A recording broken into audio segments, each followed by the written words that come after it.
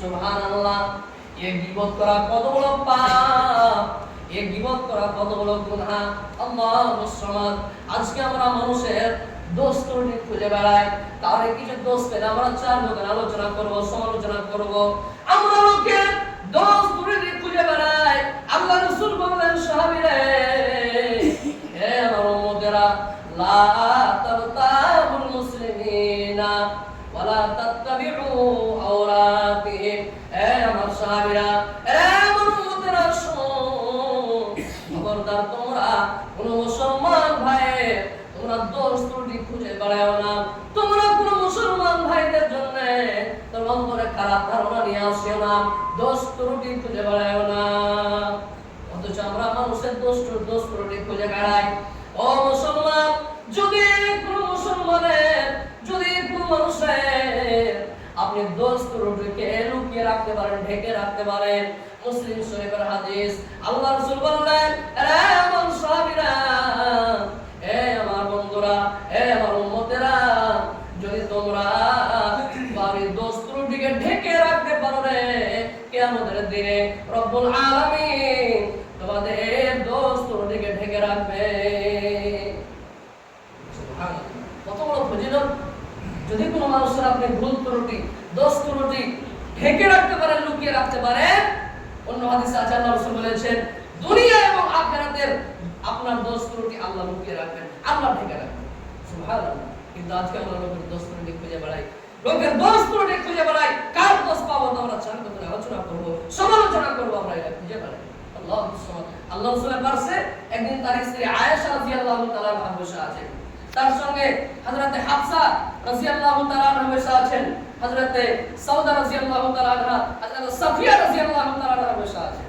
আয়েশা রাদিয়াল্লাহু তাআলা আনহা কোন কথায় কথায় আল্লাহ রাসূলকে বললেন, এই যে আপনার স্ত্রী সাফিয়া দেখতে বাঁটি কিংবা নাটি, শুধু এই কথাটা বলেছিলেন, এই যে আপনার স্ত্রী সাফিয়া দেখতে বেটে কিংবা নাটটা। সুবহানাল্লাহ। যেমন এই কথাটা বললাম, আল্লাহ রাসূলের চোখ মুখ লাল হয়ে গেল, আর বলতে লাগলো, আয়েশা, কেমন কথা তুমি বললে? এই সাফিয়া দেখতে নাটি কিংবা বাটি, এটা কথা তুমি বলে দিলে? এটা কত বড় পাপ তুমি জানো? আল্লাহ রাসূল বললেন, আয়েশা, এমন একটা বড় কথা তুমি বলে দিয়েছো, এমন একটা বড় কথা তোমার মুখ দিয়ে বের হয়ে গেছে। আয়েশা, যদি তোমার এই কথাটা একটা সমুদ্রের মধ্যে ফেলে দেওয়া হয়, এই কথাটাকে যদি একটা সমুদ্রের মধ্যে ছেড়ে দেওয়া হয়, তাহলে এই কথাটার কারণে গোটা সমুদ্রের পানি নাপাক হয়ে যাবে, গোটা সমুদ্রের পানি দুর্গন্ধ হয়ে যাবে, যে দুর্গন্ধের কারণে ওই সমুদ্রের পানি আর পান করা যাবে না, যে নাপাকের কারণে ওই সমুদ্রের পানি দিয়ে আর পাকি আর পবিত্রতা অর্জন করা যাবে না। সুবহানাল্লাহ। এই সামান্য কথা, যে নাটটা কিংবা বাচ্চা দেখতে কালো কিংবা ভালো, এই সামান্য একটা কথা বলার কারণে আল্লাহ রাসূল বললেন, এই শুনুন, এই কথাটা তুমি সামান্য মনে করছো? এই কথাটা এমন একটা বড় কথা, এই কথা যদি সমুদ্রের মধ্যে ছেড়ে দেওয়া হয়, এই কথাটা ছেড়ে দেওয়ার কারণে গোটা সমুদ্রের পানি নাপাক হয়ে যাবে। সুবহানাল্লাহ। আর একটা হাদিসের কথা শুনলেন, মানুষের গীবত করা কত বড় পাপ।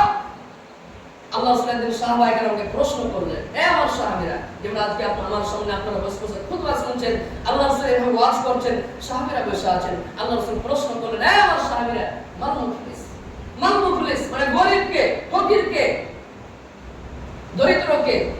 সাহাবীরা বলেন, আল্লাহ রাসূল, লা দিরহাম ওয়ালা দিনারা, যার কাছে টাকা পয়সা নেই সে গরীব। আল্লাহ রাসূল বললেন, না, যার কাছে টাকা পয়সা নেই সে গরীব নয়।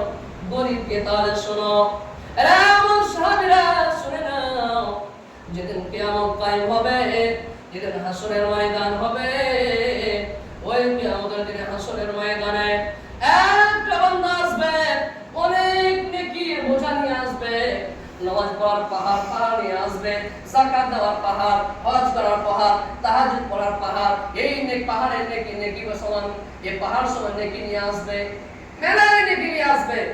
নামাজ পড়ার নেকি কমি নাই, রোজা রাখার নেকি কমি নাই, হজ করার নেকি কমি নাই, তাহাজ্জুদ পড়ার নেকি কমি নাই, এই নেকিগুলো নিয়ে আসবে রব্বুল আলামিন। তার নেকিগুলোকে দেখে রব্বুল আলামিন জান্নাত ঘোষণা করবেন, যাও জান্নাতে চলে যাও।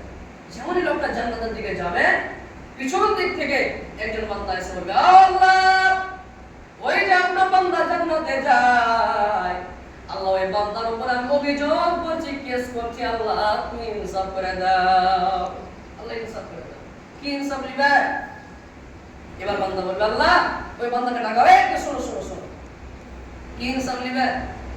এবার ওই বান্দা বলবে আল্লাহ, এই লোকটা আমার বিপদ করেছিল, এই লোকটা আমার সমালোচনা করেছিল, আল্লাহ দুনিয়াতে পারিনি, লোক আমার সমালোচনা লোকের সামনে করে বেড়াচ্ছে, এমনি আমার ব্যাপারে দুর্নাম রটাচ্ছে, আল্লাহ আজকে তুমি ইনসাফ করে দাও। আল্লাহ বলবে ঠিক আছে, তাহলে এক কাজ করো, তোমার নেকের পাহাড় একটাকে দিয়ে দাও, দিয়ে দাও। লোকটা চলে গেল, আর একটা লোক চলে আসবে, আর একটা দাবিদার চলে আসবে, আসার পর বলবে আল্লাহ, এই লোকটার জমির পাশে আমার জমি ছিল, যখনই হাল বাড়িতো আয়টাকে একবার মানে ক্যান্সার করে নিয়ে আমার আয়টাকে সহ বেড়ে নিত, আর জয়বার হাত পাইতো তবে একটু করে আমার জমিগুলো নিয়ে নিত। যদি দুনিয়ার মুখে বলতে গেছে আল্লাহ, কুইতে ওঠে বলছে কে তোমার জমি করেছে, আল্লাহ আমি গরিব মানুষ পারিনি তাকে দুনিয়ার মুখে, আল্লাহ তুমি আজকে ইনসাফ করে দাও। আল্লাহ বলল ঠিক আছে, নেকের পাহাড় দিয়ে দাও। এই করে করে দাবিদার, আল্লাহ রাসূল বলছেন দাবিদার আসতেই থাকবে আসতেই থাকবে আসতেই থাকবে, কিন্তু তার নেকি শেষ হয়ে যাবে, কিন্তু দাবিদার শেষ হবে না। এবার তার কাছে তো নেকি নাই, এবার কি দিবে? এবার বান্দাটাকে বলা হবে, এ আমার বান্দা, এর কাছে তার নেকি নাই যে তোমাকে নেকি দিব, এক কাজ করো, তোমার মাথায় যেগুলো পাপ আছে গুনাহ আছে, এই পাপের বোঝাকে একটা চাপ দিয়ে দাও। এই করে করে আল্লাহ রাসূল বলছেন, এই করে করে লোকটা এত এত নেকি থাকা সত্ত্বেও লোকটা পাপের বোঝা মাথায় করে জাহান্নামে পৌঁছবে। আল্লাহু সুবহানাহু